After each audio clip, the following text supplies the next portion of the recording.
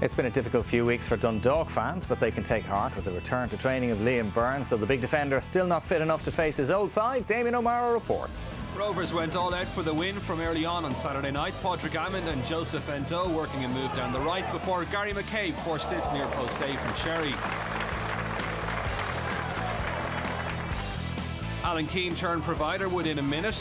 His cross from the right met by John Russell, who should have made more of this effort.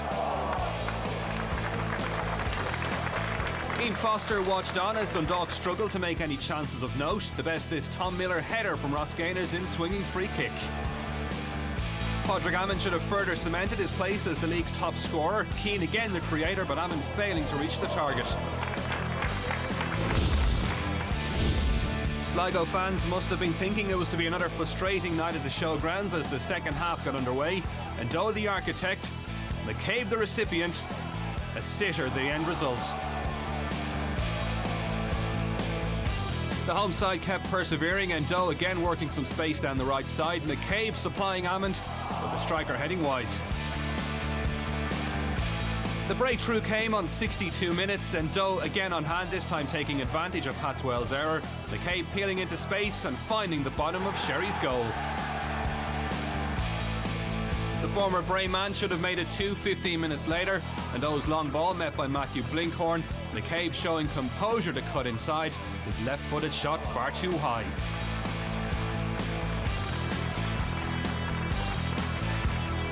Dundalk new boy Matthew Tipton tried to level the game late on. His injury time effort comfortable enough though for a fellow debutant John Gibson. And so 3 points for Sligo, showing the form expected of them early in the season, and things starting to fall nicely for manager Paul Cook. Do you know, we're trying our best to put a team together to play good football and be competitive. August is going to be a massive month for us, like it is for a lot of clubs. We've got some great games that we're looking forward to. Do you know, and with these players in the squad, what we will be competitive, that's for sure. Well, that's just a lot we're having at the moment, but we won't feel sorry for ourselves. We'll have an opportunity to actually coach this week. It's been a while since we've been able to do that. It's just been a game and then recovery and then a next game. So, you know, we'll prepare properly for UCD next Friday. Damien, Sligo up to fourth on the table. Happy days at the showgrounds? Yes, over the last few weeks they've been performing very well. I saw them against Bohemians weeks ago, very impressive. But it's results that is lifting them up on the edge of those European spots now. And if Paul can maybe add to the squad before the end of the month, or sorry, if Paul has added to the squad with a centre forward, which seems to have made a difference. New goalkeeper as well. And a goalkeeper as well. So if they're good additions to the squad, then the month of August that he's looking forward to so eagerly might be a very important one, because it is now all about confidence. As we come to the most important part of the season, the confidence to feel that you can do something of note is probably the most important part. Colin, we've seen Dundalk, just as scrolling across the screen there, the number of injuries that they're still suffering and the retirement of Neil Fenn now as well, not helping their cause.